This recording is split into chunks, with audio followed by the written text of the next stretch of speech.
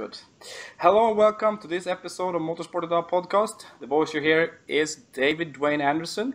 We're back and we're ready to deliver our interesting episode. And on the other side of this camera is Werner. And also I want to thank you and welcome you to our podcast. Thank you for the invitation. Hello. You're always invited. So can you tell me a little bit about how Malo is treating you at the moment? It's a little bit warm, but I think this night we will get some minus degrees, so we will start on Friday with the next training. It's okay. All right, that sounds really good. And as you said, you talked about training, and can you just touch a little bit about what it means to be involved with this event and training that you're offering? We have very good cars for it. We have the Subaru WRX STI.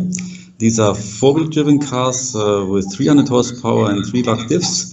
And it's not easy to drive with them dynamically. And that's our goal, to show our participants how to drive with this car dynamically and to have fun all the day.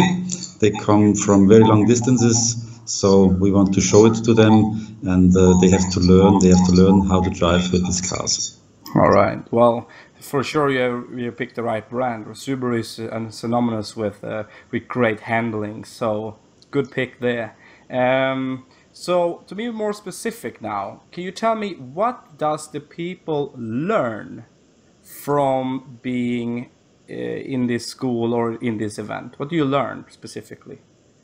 With a four-wheel driven car, there is always the chance of getting understeering when you approach a corner, and when you're a little bit fast and lift off the accelerator pedal, then you steer into the corner and then you get understeering. And that's, I always say, the death of a four-wheel driven car. You can't do anything against it.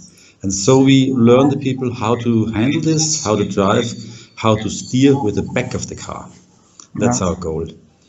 So a four-wheel driven car is always best in dynamic driving when the steering wheel is straight. Yeah, you understand? So if the steering wheel is straight, you have the best power, the best conversion of the power to the street or ice in this case. Okay, I understand. So with that said, because what pops up in my mind is, of course, when you're on the road. So I understand that this is a tool that they can use if a situation like this would occur on the normal road. It's something that you can sort of counter steer and sort of get yourself out of a very uncomfortable situation. Is that correct? That's right. That's right. Of course, you won't drive dynamically on normal public roads. No, of course not. If the back of the car starts sliding, you are able to react. You optimize the reaction, and you have much better car control when you attend these trainings. All right. All right, it sounds very interesting. So, who is the main sort of organizer and instructor for this event? I myself am the organizer, and I have 3 or 4 very good trainers. They are Motorsport experienced, and they do this job here in Malo and try to show the participants how to drive this car dynamically. Okay. If I'm not mistaken, you also offer a similar type of thing during the summer months. Is that something almost similar to sort of learning how to control a car in a tricky situation? Or what separates what you do during the summer to what you do during the winter? In reacting, it's nearly the same, but in controlling the drift, it's completely different. We have a drift school in Hockenheim with the 7 Mercedes Sports Coupe. They are specially designed and built for drifting, and it's rear-wheel drifting. And with rear-wheel drifting, you have to steer very much, and you have to control the drift with the accelerator pedal when steered at full angle. All right, so it's more from what I've listened now. Is it more sort of how to sort of work with oversteer rather than understeer? Yes. We try to keep the car in oversteering. We do it on wet surface, on tarmac wet surface in Hockenheim, a special area.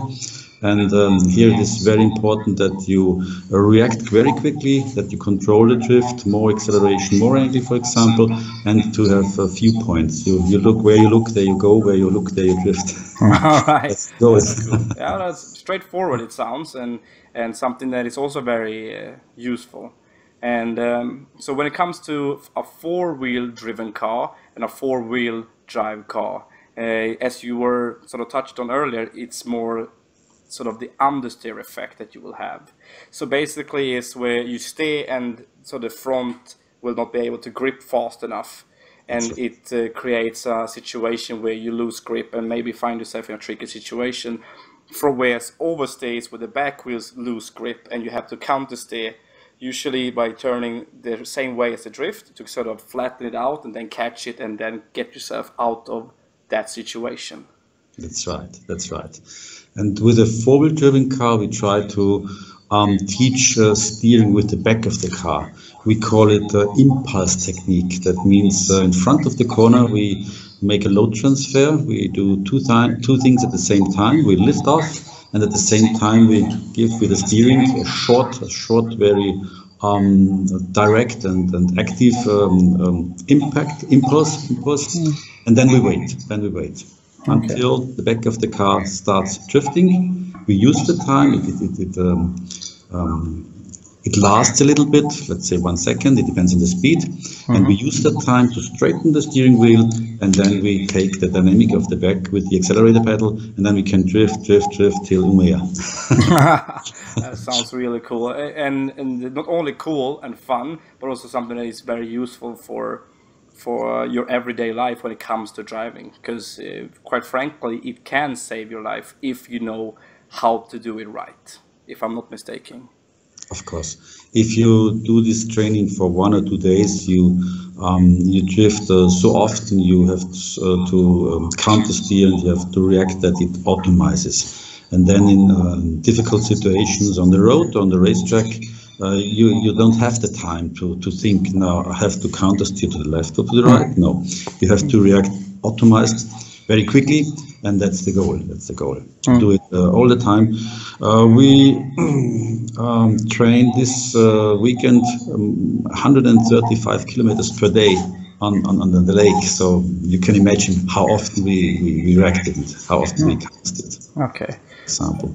That's cool. I'm gonna switch subject just a little bit. Since you talk about sort of driving, instructing, and driving tools, how to become a better and safer driver, what advice can you give about aquaplaning? How to react in the correct way if your car starts to aquaplane?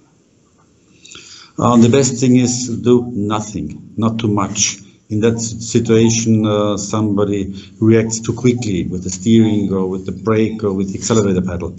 Of course, it depends on what drive you have. If you have a rear-wheel driven car, it maybe reacts other than with a front-wheel driven car. With a front-wheel driven car, just you hear zzz, the engine revs, and nothing will happen if you keep the steering wheel straight. But with a rear-wheel driven car, it could be, if there are bumps or if you're in between a corner, then the back of the car could start sliding, and then you have to very quickly react.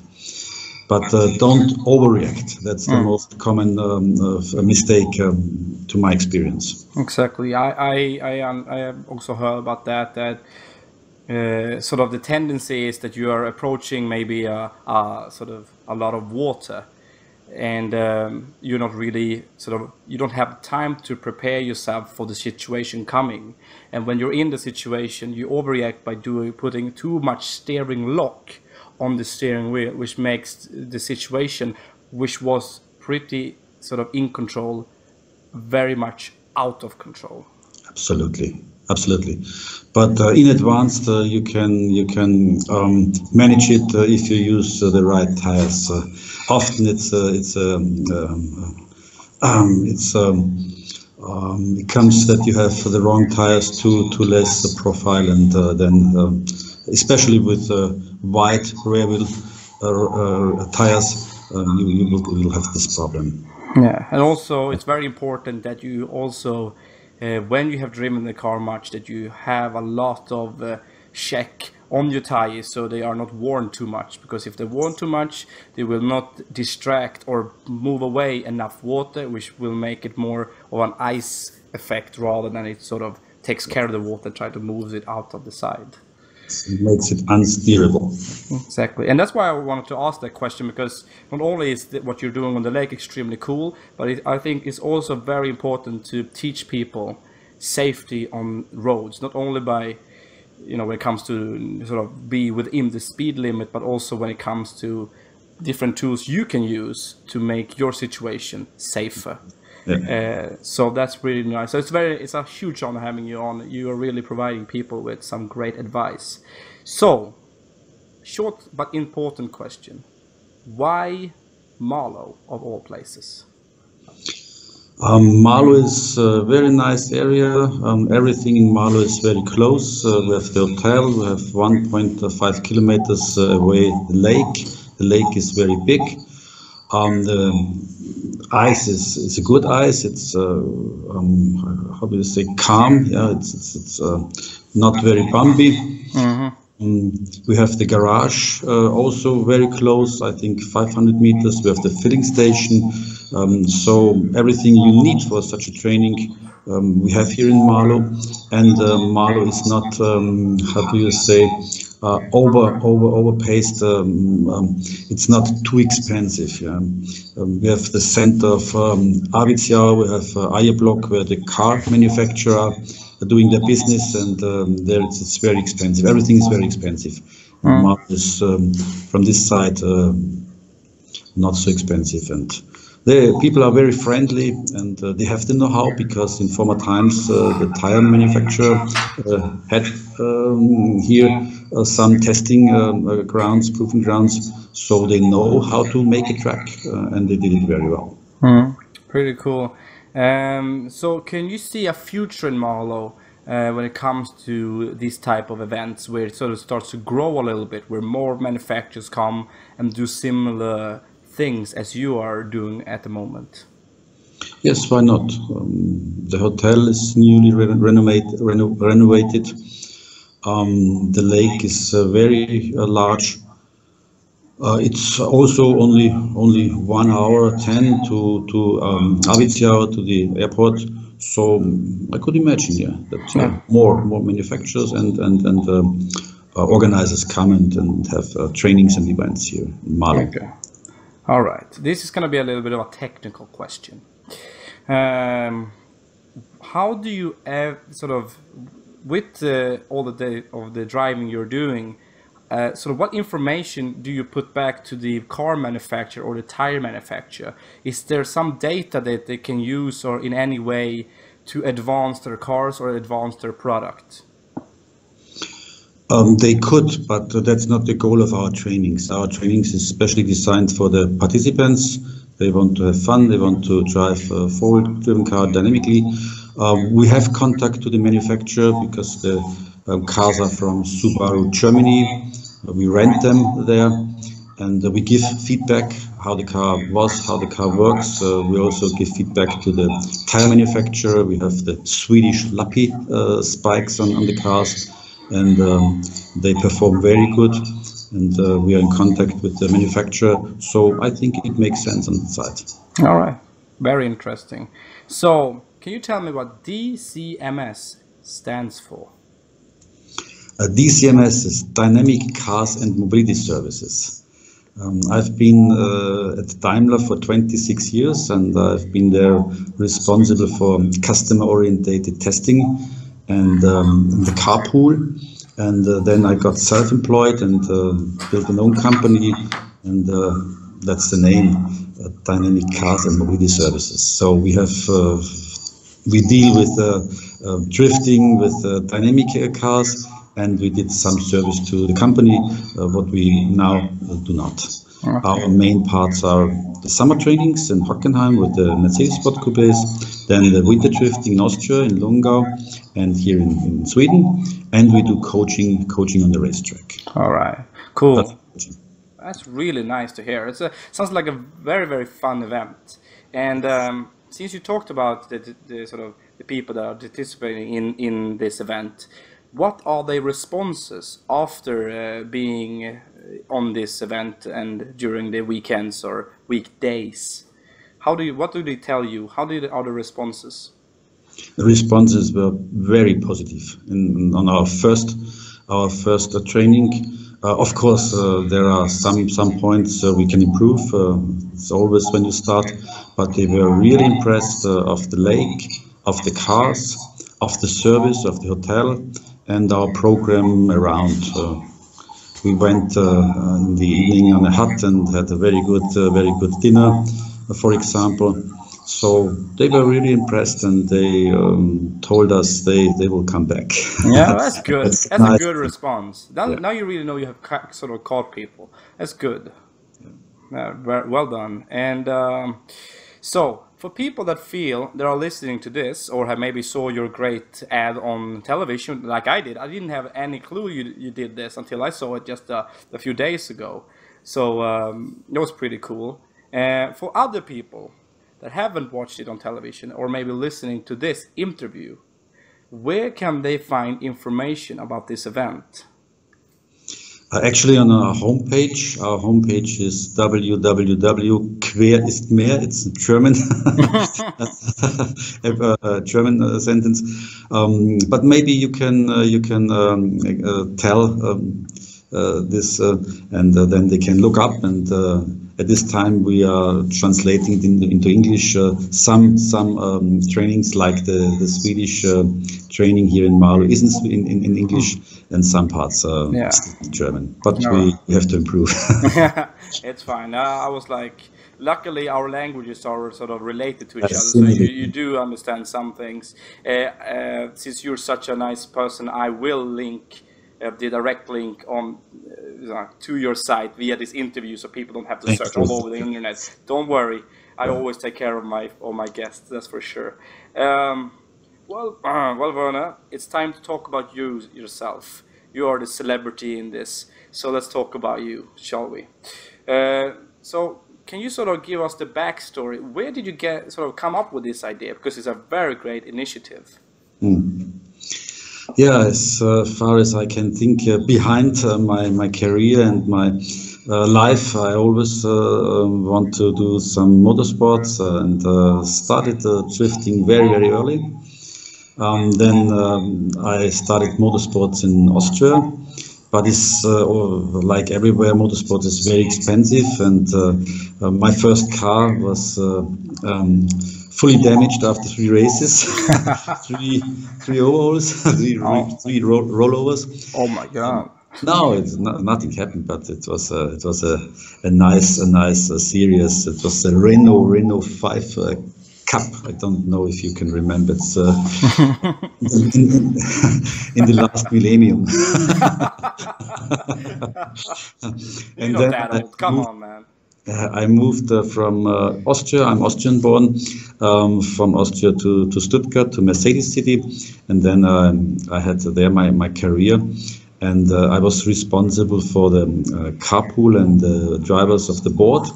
And at that moment, I think you remember when Lady Di had a big accident in Paris. The phone didn't stand still at us, and they asked me, "What are you doing with your drivers of the board?" And we did something, but I think we did not enough. So I traveled through Germany and looked for a location where we could train our drivers. And then we did this 10 years in training. And they improved very much, and many of other companies joined this training, and it grows up. And then one day I had the idea of the drift school, and we did the drift school with pre-production cars. And then someone came and told me I had to attend the drift championship, and I did it. And after the second time we won it, and then we won the German drift championship in 2006. And so I turned back to motorsports, and the last 12 years I performed on Nürburgring, Nordschleife, did more than 150 long distance races. Yes, and had much fun, and I always think that motorsports is where you can get your competence And this competence we try to give in our trainings to our customers. That's the goal. So I could do my hobby to profession. That's very cool and a great backstory. But I really believe what you're saying, that motorsport are giving you a great platform to build on. You learn about not only sort of, people think that motorsports here in Sweden, some people think that it's just driving a car. Everybody knows, not everybody, but a lot of them do. And that's not the case. You know, I say it like this: that doesn't matter if you're a hockey player, ice hockey player, or a footballer. Football is your tool, the club is your tool, and in motorsport, the car is your tool. And it's always about maximizing what you have to the absolute perfection.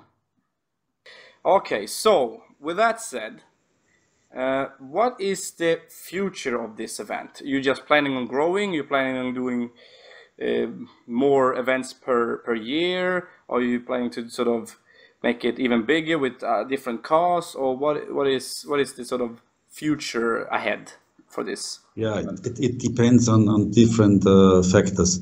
In Austria, we started 7 years ago with 50 participants the first season, and this season we had 500.